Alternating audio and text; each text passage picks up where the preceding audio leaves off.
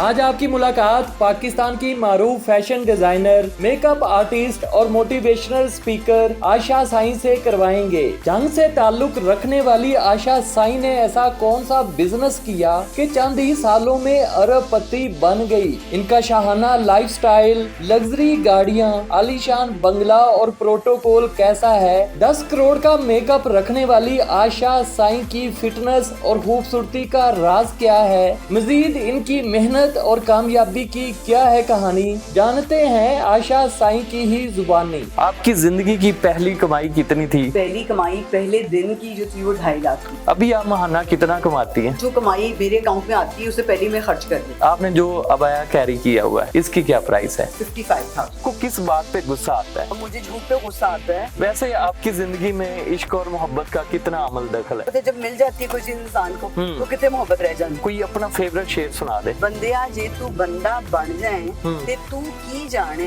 तू की कर। कोई उर्दू में भी अपना फेवरेट शेर सुनाए। मुझे तेरी सदा यूं आ रही है कि जैसे सौर फूंका जाए। अगर आपको एक दिन के लिए पाकिस्तान का वजीर आजम बना दिया जाए, जितने भी करप्ट लोग हैं एक दिन में सबको, करप्शन की तो यहाँ पे आप समझे मिसाल दे सकते हैं आप। मैडम आपकी फिटनेस और खूबसूरती का राज क्या है? देखिए खुश रहना बड़ा ज़रूरी होता है। बाकी ये चीज़ें इनहेरिटेंस भी आपको मिलती हैं अल्हम्दुलिल्लाह, मगर ये कि खुश रहना is the most important thing. और खुश रहना ये नहीं कि आपने बस ऊपर ऊपर से लोगों को दिखाने के लिए खुश रहना है। अगर आप अंदर से खुश नहीं है ना तो आपकी कोई भी ब्यूटी आपकी नज़र नहीं आती है, ना फेस पे नज़र आती है और ना ही आपकी पर्सनैलिटी में नज़र आती है। लेकिन कोई ऐसी ख्वाहिश जो आपकी अभी तक पूरी नहीं हुई? अल्हम्दुलिल्लाह देखिए इंसान तो ख्वाहिशें करता रहता है, अल्लाह सुब्हानहू व तआला पूरी करते रहते हैं। मगर मुझे लगता है कि अल्लाह सुब्हानहू व तआला का इतना करम और शुक्र है कि अल्लाह ने सारी ख्वाहिशें पूरी कर दी हुई हैं। क्योंकि हम जो ख्वाहिशें हमारी पूरी नहीं होती हम उन पे फोकस करते हैं। तो मैं ऐसी कोई ख्वाहिश दिल में रखती नहीं हूँ कि जो मेरी कि मैं कहूँ कि मुझे ये ख्वाहिश है कि मैं ऐसा करूँ। अच्छा, आपको किस बात पे गुस्सा आता है? मुझे झूठ पे गुस्सा आता है। मैं सिर्फ ये कहती हूँ कि मुझसे सच बोलो, जो भी बात करनी है वो सच मेरे मुंह पे कर दो। बेशक मुझे बुरा कहना है, मेरी कोई बात बुरी लग रही है मुझे बता दो।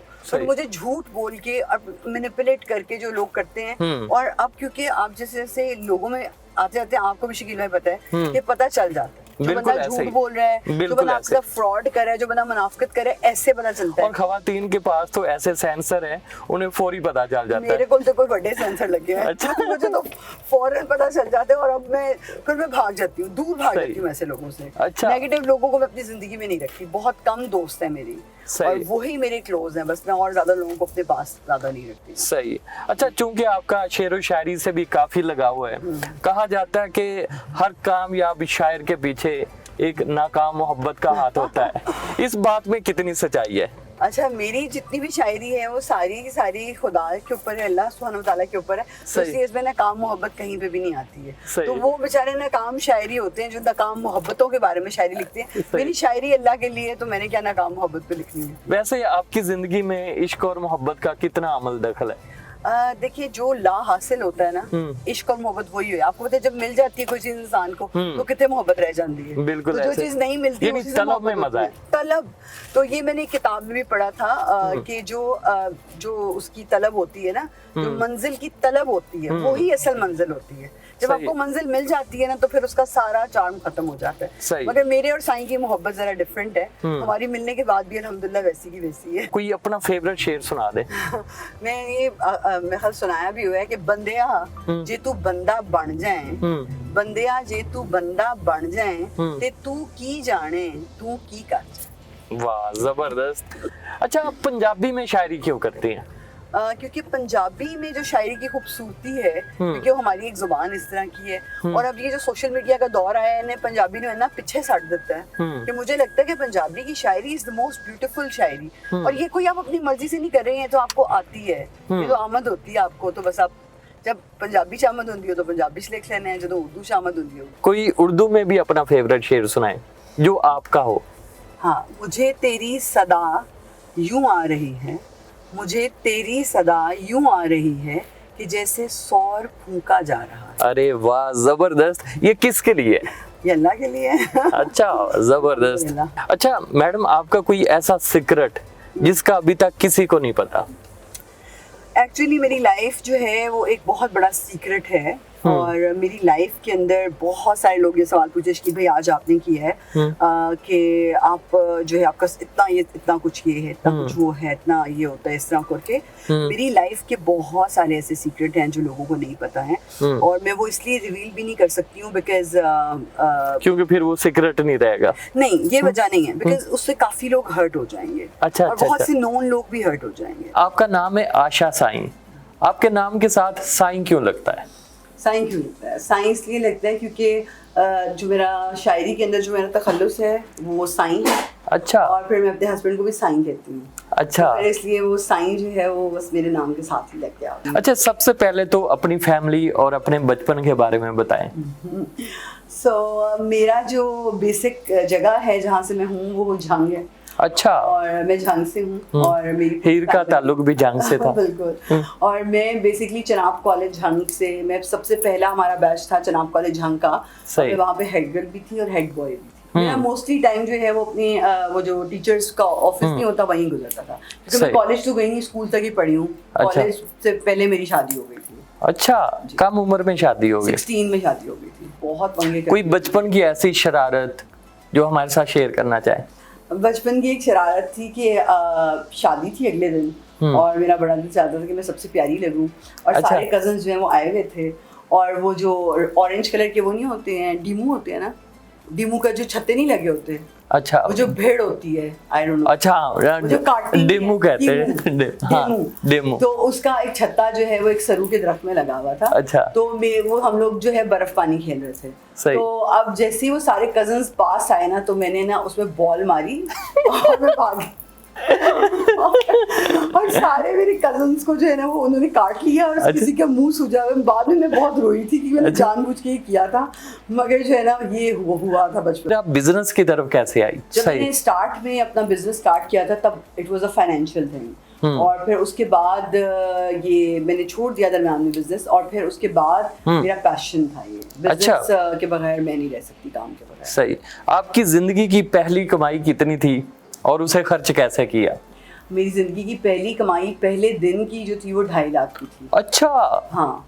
और ऐसा कौन सा आपने बिजनेस स्टार्ट किया? मैंने गुजरांवाला में एक काम स्टार्ट किया था और बड़ी छोटी सी इन्वेस्टमेंट पे किया था। मैं बड़े आइडियाज देती हूँ, छोटी छोटी। ये नहीं कि एक दिन की कमाई 2.5 लाख थी? हाँ, उस दिन जो पहले दिन मेरी सेल हुई थी मुझे याद है 2.5 लाख की हुई थी। अच्छा, इतनी बड़ी अमाउंट एक दिन में ही आपने कमाई, उसका क्या किया?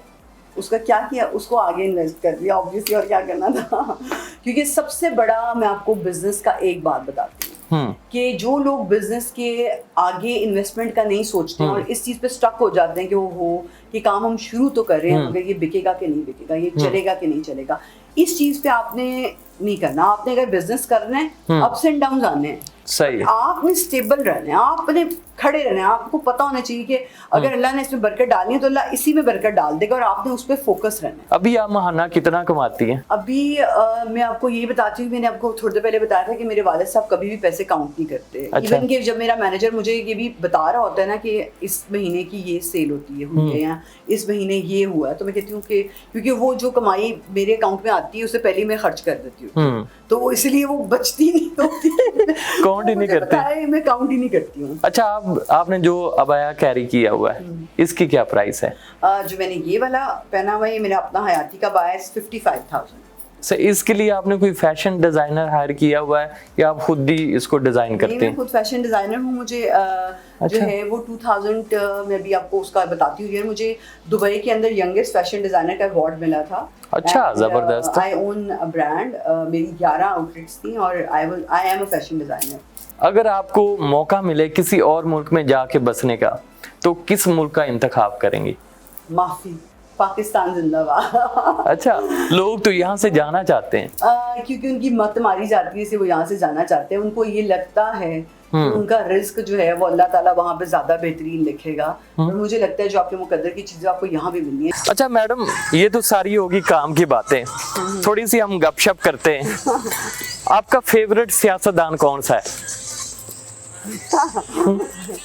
मेरा फेवरेट सियासतदान कौन सा है? पाकिस्तान। पाकिस्तान की बात कर रहा हूँ। नहीं, मैं आई डोंट थिंक सो कि हमारे यहाँ के जो सियासतदान हैं उनको सियासत करनी आती है, और मुझे लगता है कि we are fail as a सियासतदान in this nation in Pakistan. I don't think ये नहीं कि हम कोई ऐसा यहाँ पे लीडर पैदा नहीं कर सके। हाँ, मतलब जो लीडर थे भी, किसी को फांसी लगवा दे, किसी ने जेल टका दिता, किसी ने कुछ करा दिता, असि केड़ा लीडर रहने दिता है। अच्छा। नहीं चाहते साडे को कोई लीडर होए। सही। अच्छा, अगर आपको एक दिन के लिए पाकिस्तान का वजीर आजम बना दिया जाए तो आप ऐसा कौन सा काम करेंगी जिसको हमेशा याद रखा जाए? हाँ, अगर मुझे पाकिस्तान का वजीर आजम बना दिया जाए तो मुझे लगता है मैं सबसे पहला काम यही करूंगी कि जितने भी करप्ट लोग हैं ना, जितने भी करप्ट लोग हैं, एक दिन में सबको सही उसके है। बाद वाला जो भी हो जाए। अच्छा। पर उसके बाद क्योंकि एक दिन के लिए वो सब कुछ यानी आपको लगता है कि पाकिस्तान का जो सबसे बड़ा मसला है करप्शन है? करप्शन से बड़ा मसला यहाँ पे कोई नहीं है। सही। गरीब से गरीब ज्यादा करप्ट है, अमीर से अमीर उससे ज्यादा करप्ट है, उससे अमीर उससे ज्यादा करप्ट है। करप्शन की तो यहाँ पे आप समझे मिसाल दे सकते हैं। आप छोटे से छोटे तबके से लेके बड़े से बड़े तबके तक करप्शन चाह रही है। अच्छा, मैं आपको कुछ दिखाना चाहती हूँ। जी जी, शोर। ये मेरे वालिद साहब हैं। अच्छा, माशाल्लाह। इनको जन्नत में जगह दे। इनकी अब फौत हुए हुए इनको 15 साल हो गए। सही जब इनकी डेथ हुई थी तो ये पाकिस्तान के 7th richest पर्सन थे। अच्छा, माशाल्लाह। और ये नमाज में फौत हुए थे, सजदे में फौत हुए थे, अपने वर्कर्स के साथ उनको जमात करवाते थे। माशाल्लाह। और मौलाना साहब ने ऐसी मौत तो फिर हर कोई चाहता है। अल्हम्दुलिल्लाह। सजदे और में। जिंदगी में मैं इनकी एक बात आपको बताना चाहती हूँ कि ये इनकी क्या ऐसी खासियत थी कि अल्लाह सुब्हानहू व तआला ने इनको ऐसी मौत दी। क्या थी? सबसे पहली बात कि ये बहुत ज्यादा सिला रहमी करते थे, अपने जो वर्कर्स होते थे ना उनको अपने सीने के साथ लगा कर। अच्छा, जबरदस्त। ठीक है। और दूसरा ये कि ये सखी इतने थे, इतने सखी थे कि कभी इन्होंने पैसे ही नहीं गिने, बस जो होता था यूं दे देते, बांट देते थे। बांट देते थे।